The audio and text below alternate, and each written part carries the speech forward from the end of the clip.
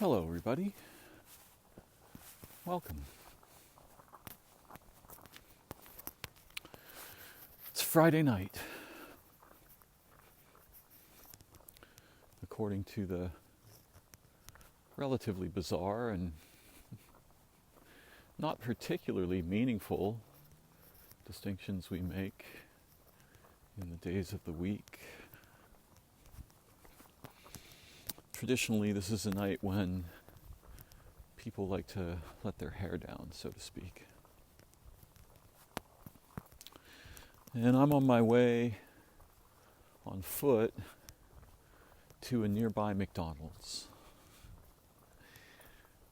And while some of you will cringe and others will cheer, others will be nonplussed. I won't explain exactly why this is happening, why I'm doing this right now, because I don't think it's relevant to what I want to talk about. What I thought I'd like to talk about briefly is the idea of enlightenment.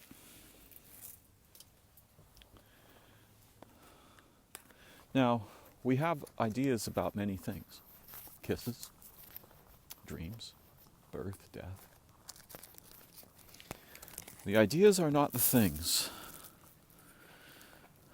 The tokens we use to point at stuff is not the stuff we point at. No.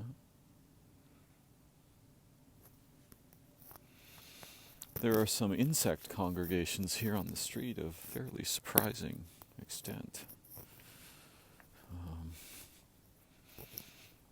It seems to be mating time for a number of local beetles that could represent members of different species or unique morphs of a single species. Yeah, there's a whole bunch of cockroach-like beetle mating going on around here right now. Clusters of beetles mating on the sidewalk.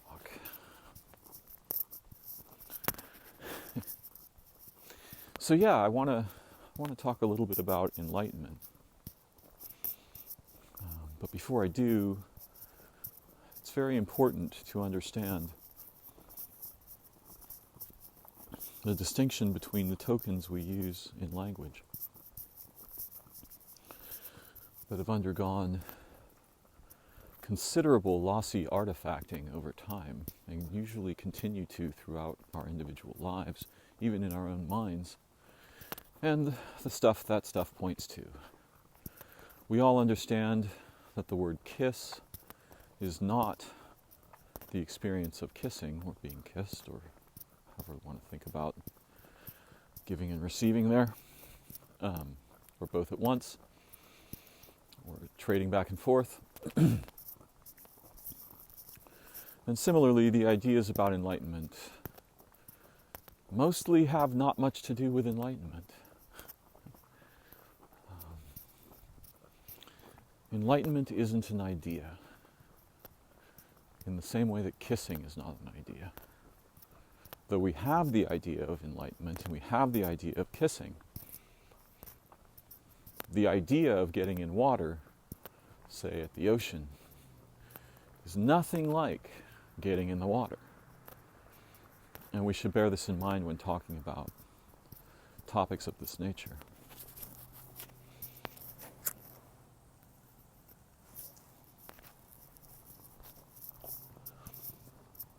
I'll also say that I am at best poorly qualified to pursue or entertain this topic at length. Yet, part of how I learn is by pursuing things I'm not qualified to understand or explain.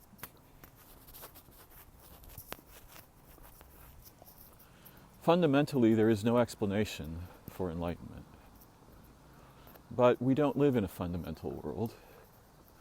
We live in a world of waking world experiences, habits of thinking, acting, not thinking.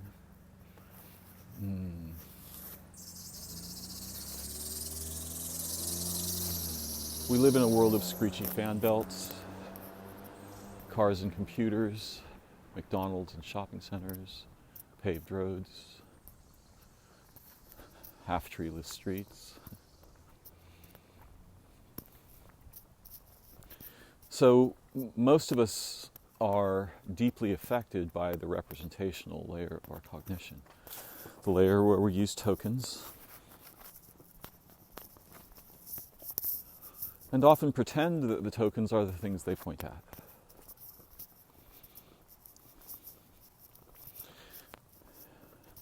Now, of course, there are different sort of modes of enlightenment. For most of us, our intellect is not very well developed, and there are methods of developing our intellect, similar to methods of developing physical abilities, that represent a quantum leap, so to speak, ahead of anything we're used to having going on with us. So, although there is something like intellectual enlightenment, the dawning of a catastrophic array of realizations and insights, where we don't merely level up, we establish a new meaning of the idea of a level. And I think there's something similar to that with our physical bodies and our relationships, even our relationship with language itself, or thought. Mathematics is an incredibly powerful array of tools, but very few of us know how to usefully apply those tools. And most of us are not very well versed in them. So there are forms of enlightenment in all the aspects of our human nature. But the enlightenment that I'll speak about today is absolutely beyond them, and yet encompasses them, I think. This is the enlightenment of traditions like Zen or Advaita Vedanta. And what is meant by this kind of enlightenment cannot be reasonably described, though really a wise person would not have anything to say about it, probably. Though it would depend on the context. There are useful, simple things we can say. In our ordinary lives, it's as if a vehicle is riding the driver. And the vehicle is what we might loosely refer to as our mind. Of course, it's a complex of things. It's minds, habits, relationships, public face, private face, concerns, all of these things. Habits are huge in this manifold. Whether they're cognitive habits or physical habits, effectively, nearly all of us are addicted to various forms of catastrophic ignorance, or, if we were going to use a more pejorative term, stupidity. I am too. I'm simply aware that this is the case, which is sometimes helpful, not always. So the enlightenment that I'm referring to could be said to be something like cutting through the mind, or even cutting off the mind. In Zen, one might hear the phrase, cut off the mind road. Not by prohibition, not by prohibiting it, by settling so deeply and profoundly that ordinary mental activity ceases. And somewhere in that cessation, there is a dawning and a realization of what is sometimes called our true nature.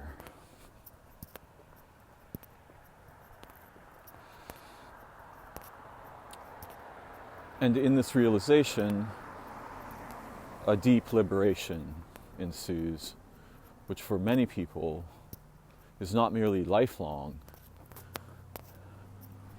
it is outside of time. Now, of course, we hear stories and things about stuff like karma and birth and rebirth and so on. And these topics are not my primary concern here, but I'll touch on them very briefly.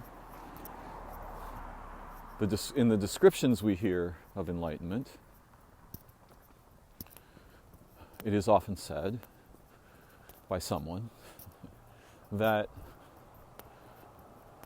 a deep, abiding enlightenment, if stabilized, releases us from the cycle of birth and death. No more incarnations. It's not my purpose here to present or equivocate about that. It's merely useful to mention.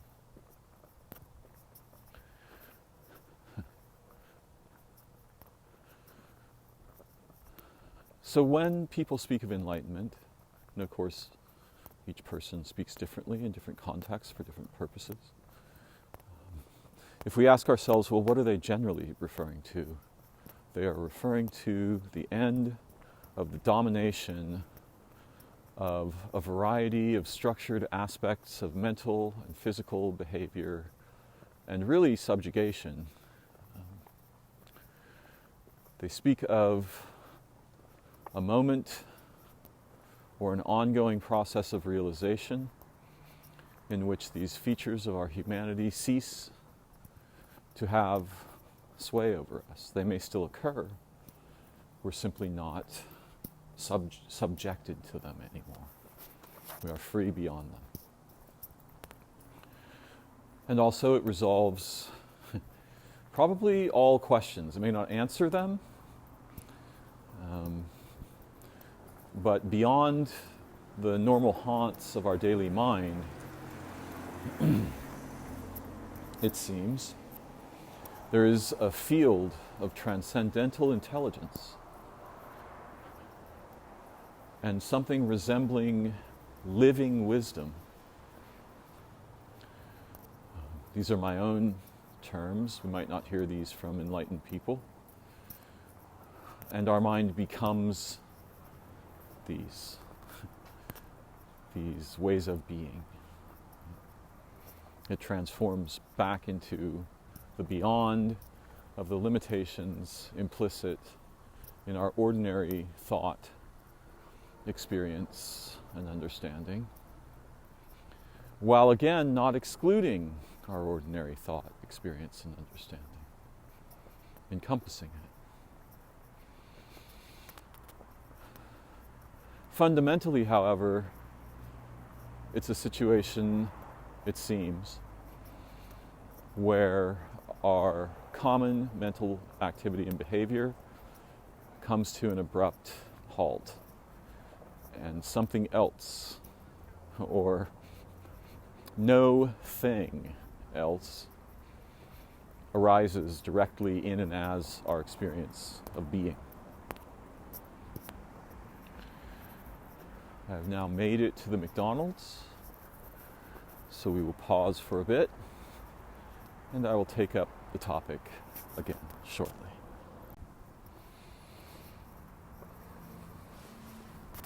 So in my journey to the McDonald's, I was taking a bit of a risk. I was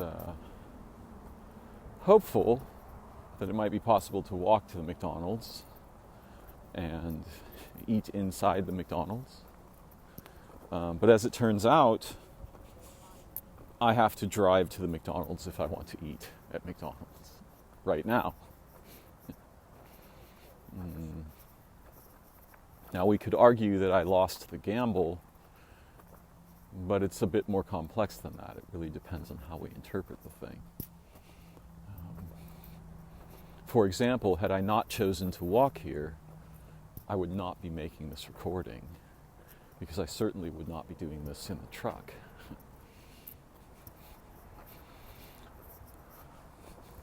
So which thing has precedence?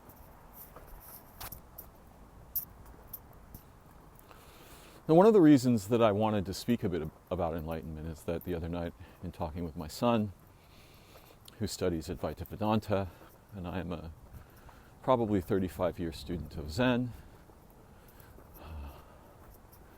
And by the way, I don't claim to know much about Zen. I certainly make no claims about enlightenment. I've had a history of long practice and perhaps some experience too, but nothing that I would think makes me an expert. In any case, I was talking with my son, and he was talking about listening to his favorite Swami Sarva Priyananda, who I also listen to sometimes, and a brilliant and wise soul, I believe. And he was saying, it's very frustrating. The Swami gets frustrated with people because, first of all, they don't really understand what he's saying. They're like a leaky pot. Goes in one ear and out the other. He can repeat to them questions they have verbatim, but they cannot repeat to him the teachings that he gives them.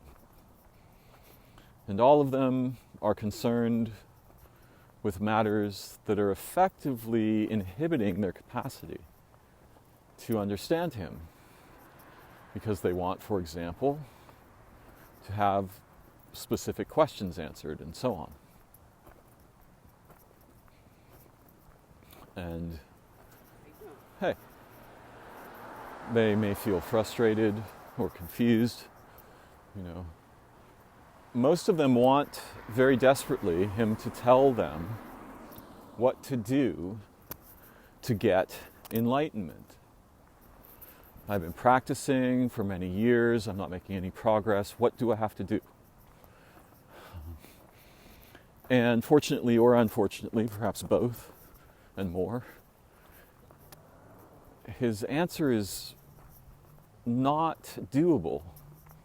His answers are not doable if he really addresses the question. And it turns out that the process of seeking enlightenment is a deeply personal process. However much it may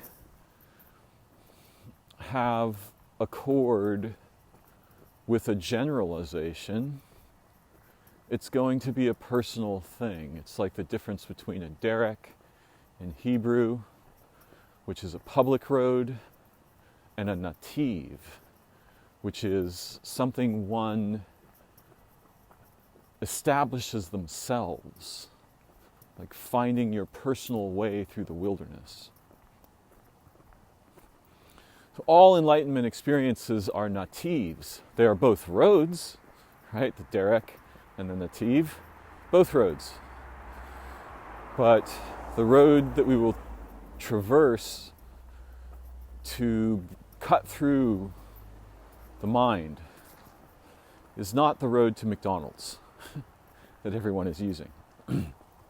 We will have to invent the path ourselves, and that will be a personal thing. And he gives them very pragmatic advice, sometimes, but mostly, he will say there are practices that are helpful and so on, and if you're the sort of person who wants to do practices and needs practices, you can do these. They will benefit anyone. They're useful practices. And there's all kinds of different paths you can take. But essentially, he will tell them something like, sometimes, he will say,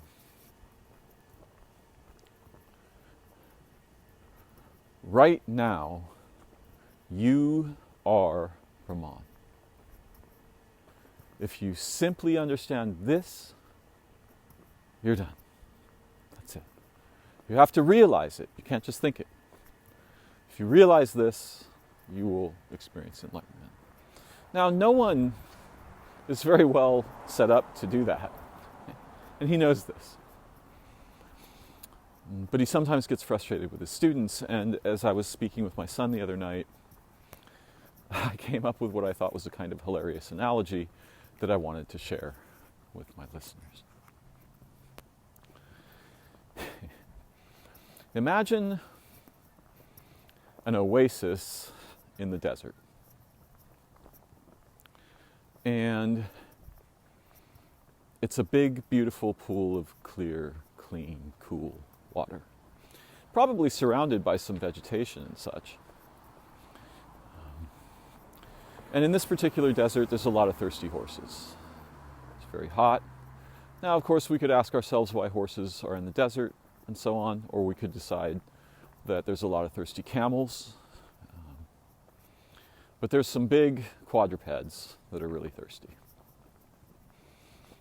And the pool is the Swami. The Swami is the pure, undifferentiated potential of enlightenment. And the Swami, the pool, wants to give the water, enlightenment, to the camels and the horses, whoever comes to have a drink. Because the water will not only quench their thirst, it will liberate them forever. If even one of them can drink of it, this is a great, beautiful thing.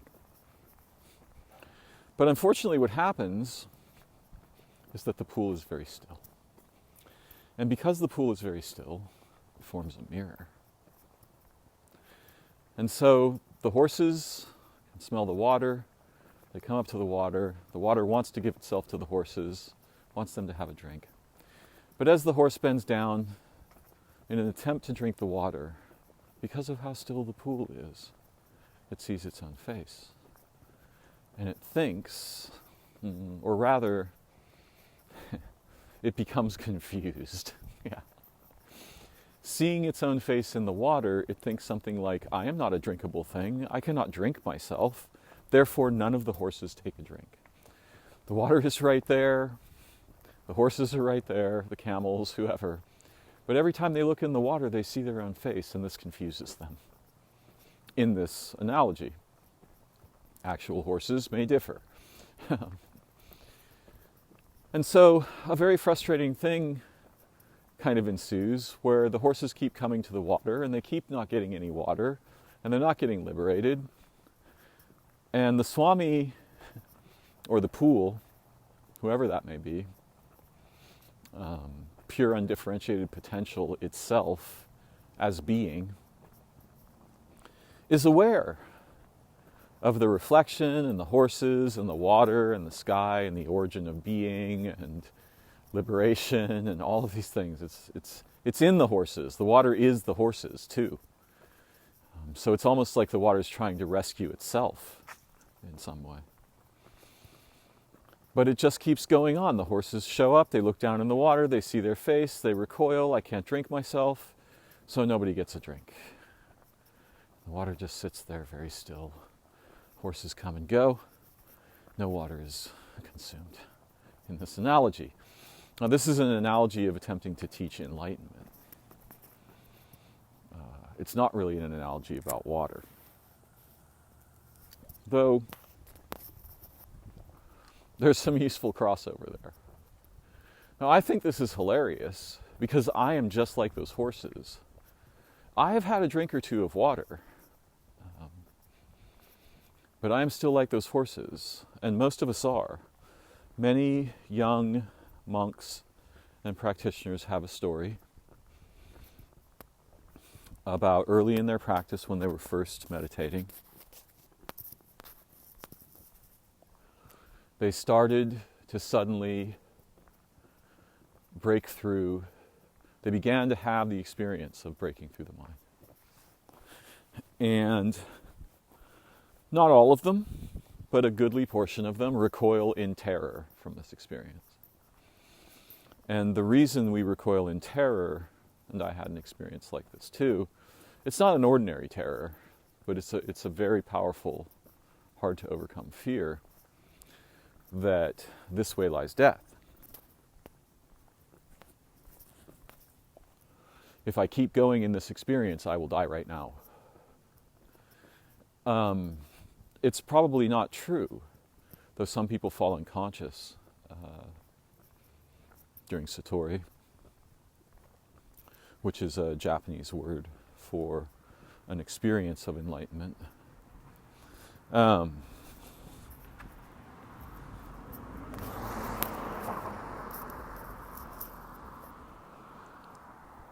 had this experience a few different times. Once in my early days sitting on the cushion, the zafu, everything started to just become white. And, the problem is sort of like the problem you have in a dream when you ask yourself, am I dreaming? Oh, not anymore. You just woke up because you asked yourself that question. So there's a weird problem that sometimes arises in practice like this. The discriminating mind intrudes briefly, but that's enough to break, to dissolve whatever it is that arises when Satori ensues.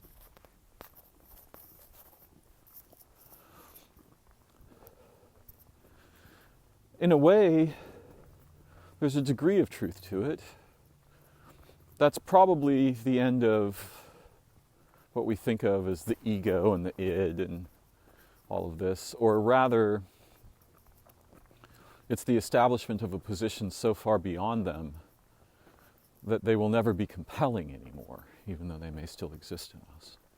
So really what's afraid of dying is the small self, and it, rightfully so. That's what's going to die at that event horizon.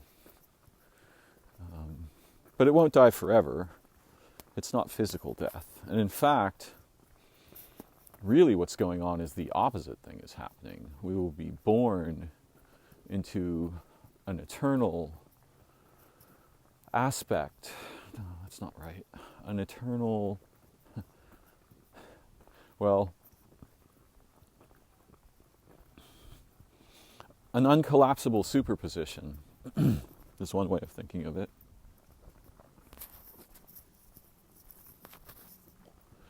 But the little self, the Darren of my waking world with his history and all of these things, his knowledge, all of this, it does not die, but it becomes, one can see through it. Yeah, one can see through this now. And so one is no longer compelled by this, and perhaps does not identify with it anymore. And perhaps, maybe this is ego death, maybe. Now, most of us will not, in our lives, seek enlightenment.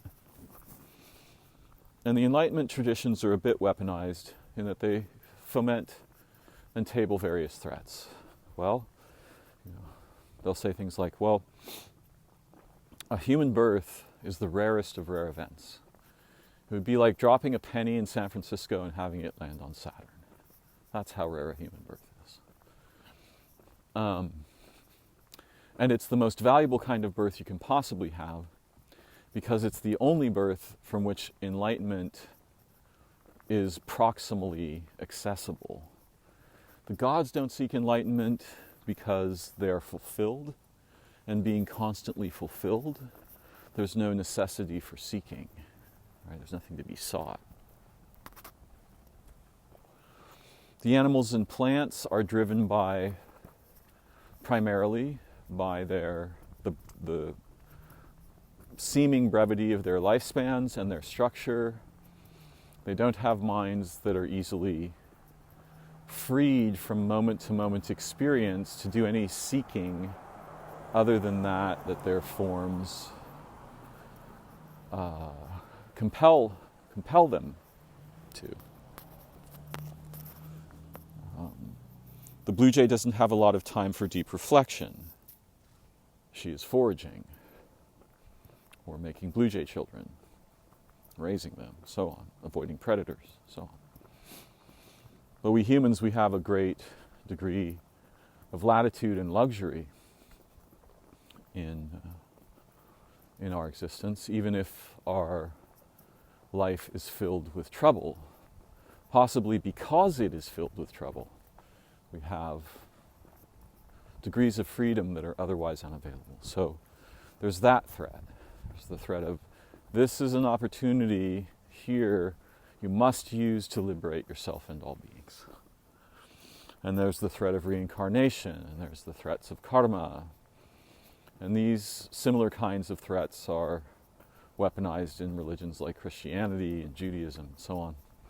Certainly any religion where there's an idea of sin. In enlightenment, we are beyond sin. But before enlightenment, apparently, we are subject to karma. And perhaps in some way, we do not entirely evade it in enlightenment either. It's not clear. Generally, it is said, no, it is entirely evaded. But this is a problem when we say things. Saying things creates karma. Right? So we have to be very careful about how and what we say. And where and when we say it. Now I am home, where the car is, which I will drive back to the restaurant I've just walked home from, to obtain non-food and eat it in a travesty of dining. Perhaps I will take up the recording again after I've been through this tragedy. So, I have survived my journey in the very expensive truck to the fast food restaurant 2 blocks from my house. I acquired the non-food and consumed it.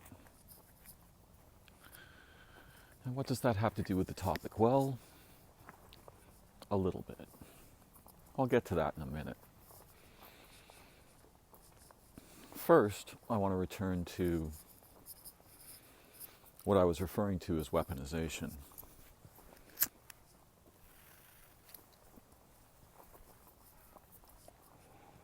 If you want to convert humans to a cause,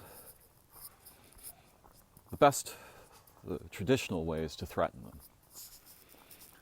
Tell them what they won't get or the bad things that will happen to them if they don't, play ball, if they don't join you. And so most of the religions are thoroughly weaponized at this point, and they've undergone cycles and cycles of re-weaponization. In Christianity, the weapon is hell, the goad is heaven.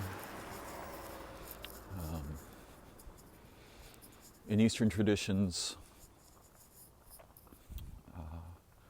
the downside is reincarnation and endless lives of creating and burning through karma. Not entirely endless, mostly endless for all intents and purposes. And the goad is, the reward is enlightenment. And there's all kinds of levels of this going on. And I'm not saying it's all bad. Some of it is certainly false.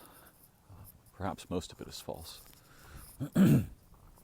But there are layers to our lives and humanity and origin. And in some of the transactional layers, these declarations, admonitions, urgings, and so on have some degree of utility, even if in many of those places it's toxic.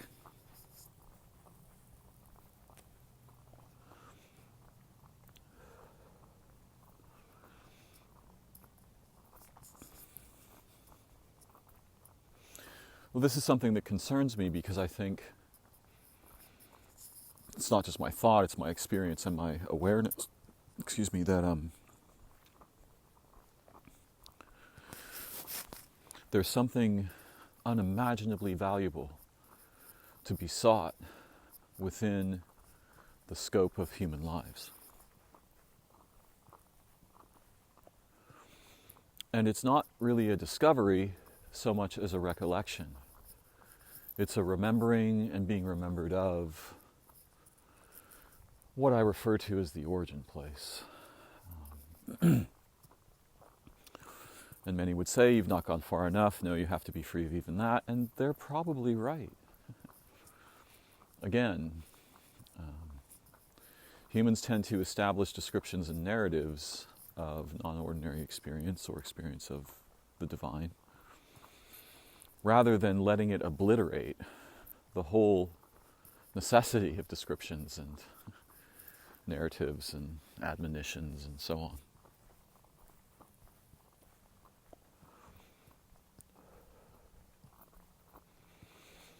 However, it's not my purpose here to explore karma or reincarnation or sin and salvation or any of those things.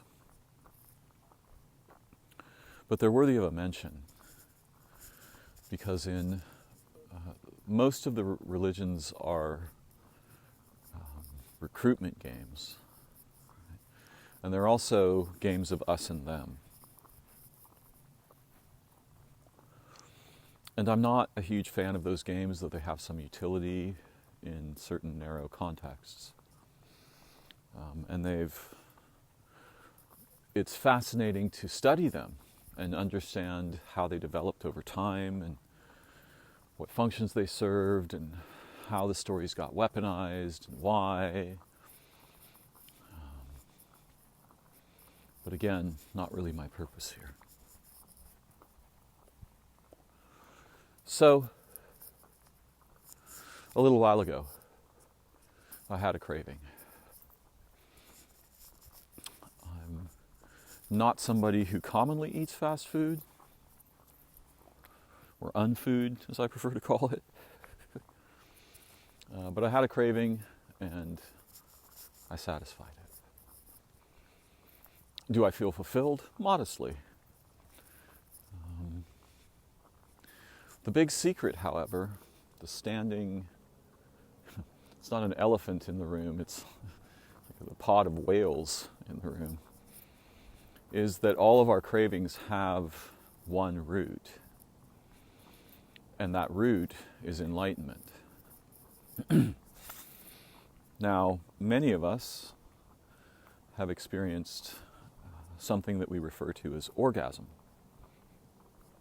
And in some phases of our lives, if not in all phases of them, this is the immediately accessible transcendental experience.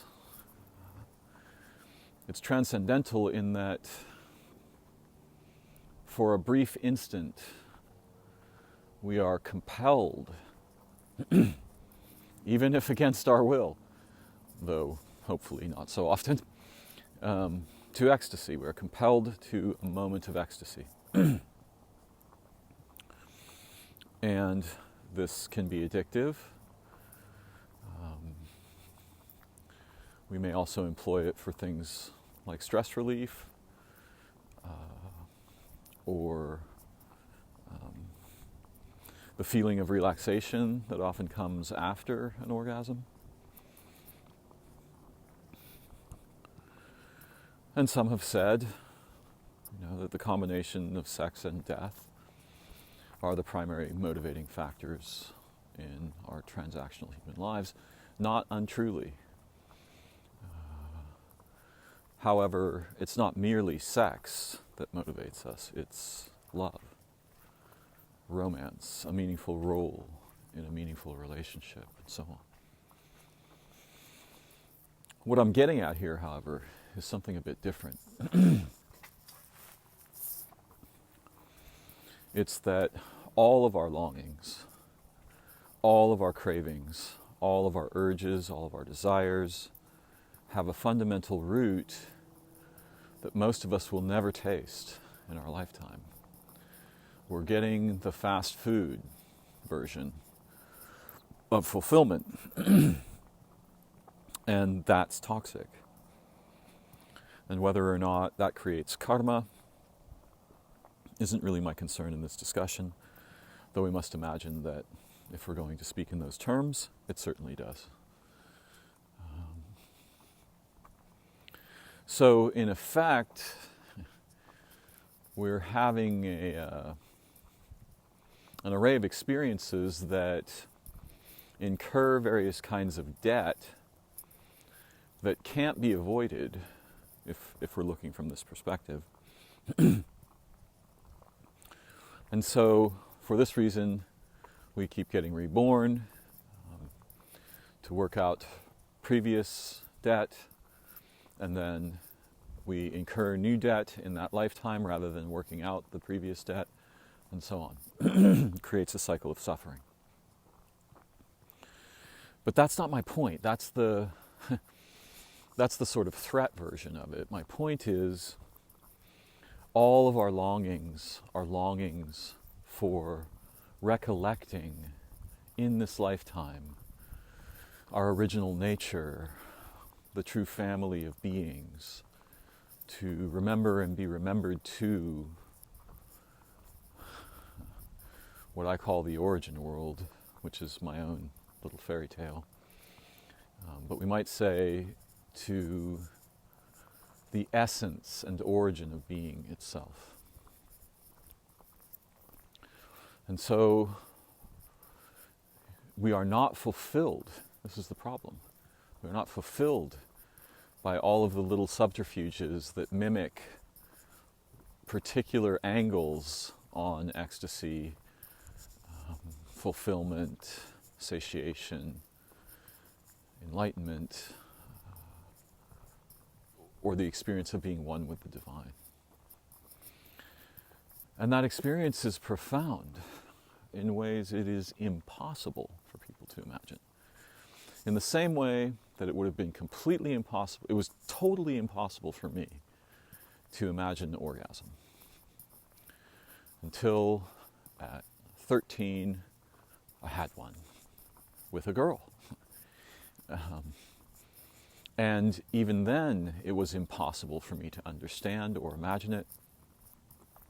It was something so completely outside of my experience that I couldn't in any way, there was no way to entertain in consciousness what had happened to me. Literally no way. Now, this doesn't happen to everyone. Some people learn to have orgasms in childhood or whatever, they discover it sort of on their own. And for many of these people, it becomes fairly compelling.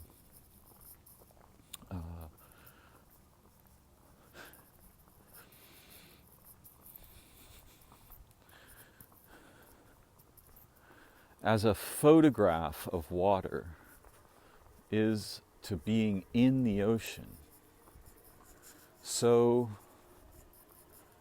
is orgasm to enlightenment. The ecstasy of reunion with the divine answers every craving and exceeds all possible desire or hope. Even in my limited experiences, which I could say are very limited, the staggering breadth and infinite depth of ecstasy was entirely unimaginable to me and makes things like psychedelic experience look very tedious indeed by comparison. So while we're running around seeking after stuff in our human lives, we're unaware that there's a fundamental urge that transcends all others. And it's the urge for reunion with our true nature, all beings in all of time, the origin of being. And perhaps there's a layer where we could talk about or a sheath, really. Right? One can imagine that the divinity is wrapped in sheaths. And in one of these sheaths, there are things like gods and angels and avatars and things. Beyond that sheath, pure, maybe pure is the wrong word, something like absolute, undifferentiated being, or the potential, the inexpressible and unexpressed potential that is the source of universes.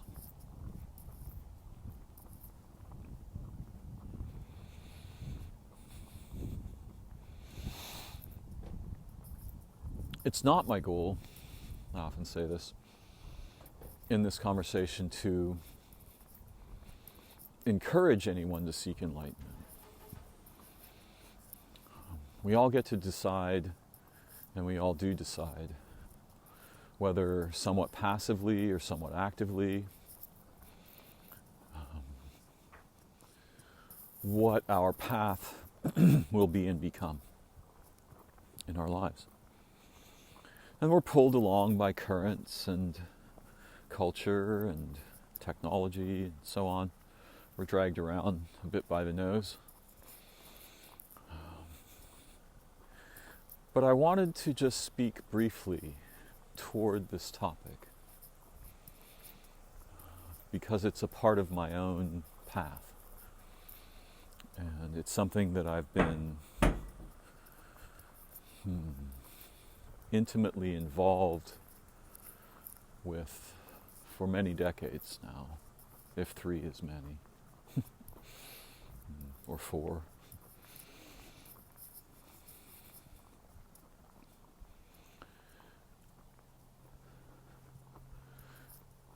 If one became enlightened, what would they recognize? Well, one thing is they would recognize that the idea, the felt sense, the belief in a separate self cannot be true. It's impossible. Doesn't mean we won't have that experience. And that at the layer of reality in which that experience occurs, it seems perfectly valid and factual. The cement is hard under my feet. No doubt. I don't have any feet and there's no cement. Also no doubt.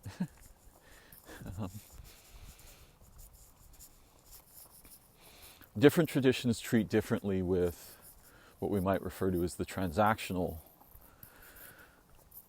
layer of our human experience and the fundamental layer of our human experience. And in the transactional layer, there's all kinds of polarities and conflicts and different branches and myriads of them. In the fundamental layer, all those dissolve.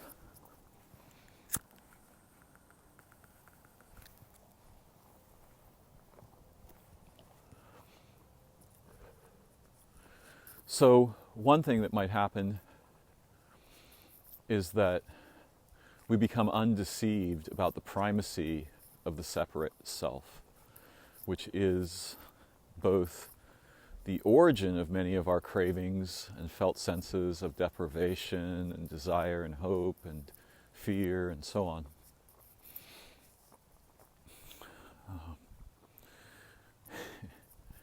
So that would be a great liberation by itself.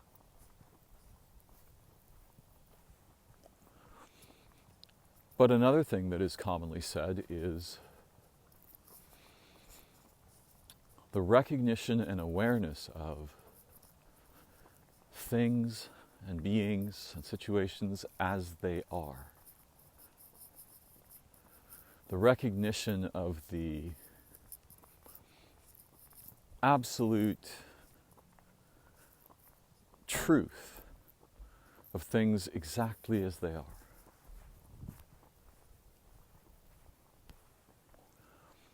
It as it is a phrase sometimes used. This is a bit more confusing because it does not involve the mind we walk around under the sway of in transactional life in our waking world of common experience. It speaks toward a profound unsheathing of all sheaths.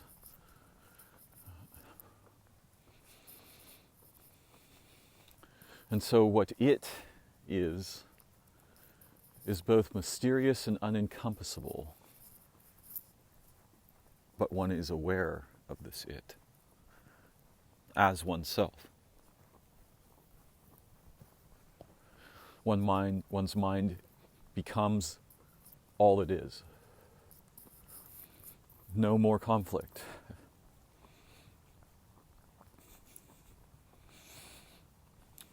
In Zen and many Enlightenment traditions, we are concerned, to some degree, with getting rid of grasping, hatred, fear, anger, delusion, ignorance, and embracing something unnameable.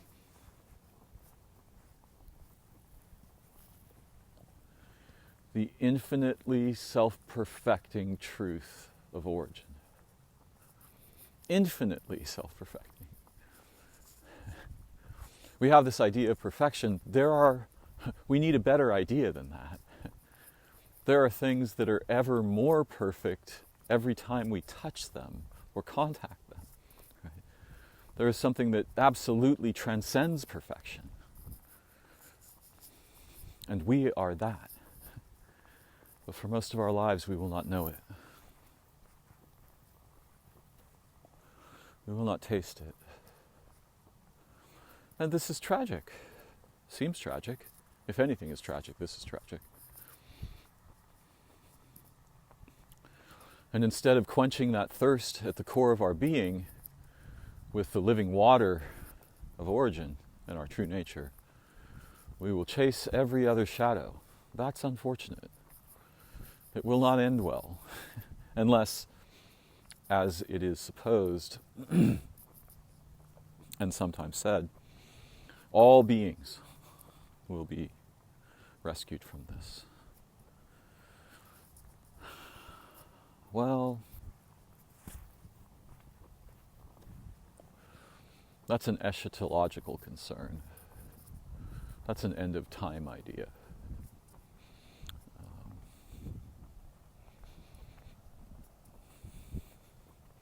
I am personally confident of something that resembles that, but I cannot comprehend it. I only know it from an experience. I cannot consciously explain it. Though there are those who will, I am not one of them.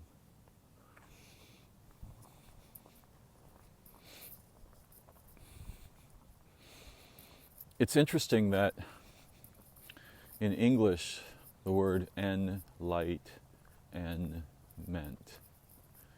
can be understood to mean in light in the mind, a light in the mind. We have this comic book trope of a light bulb going off above someone's head, indicating insight, realization. But what I want you to understand is that this trope comes from something real. It comes from suddenly having a living light invade and pervade your mind, a transcendental light. By living, I mean not alive in the way an organism is alive,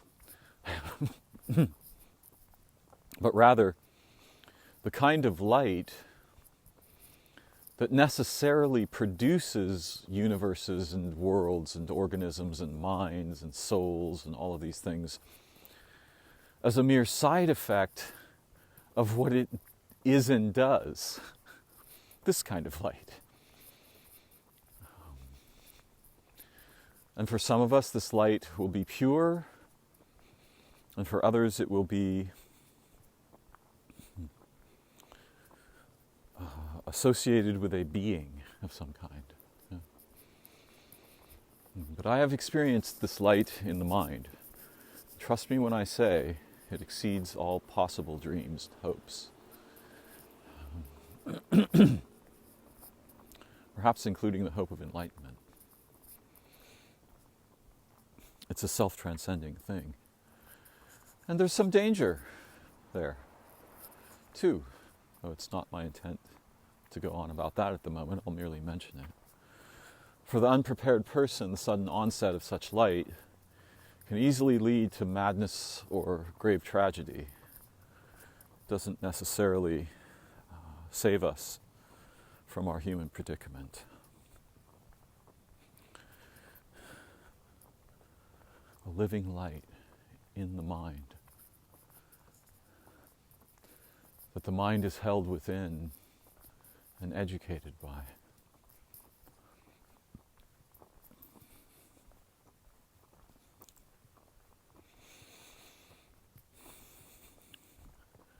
I have managed to traverse most of the topics within my original intent.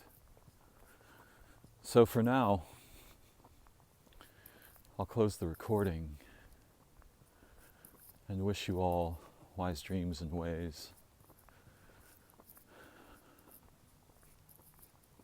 good paths and true relations, hope, beauty, and creativity and play. Thank you for joining me.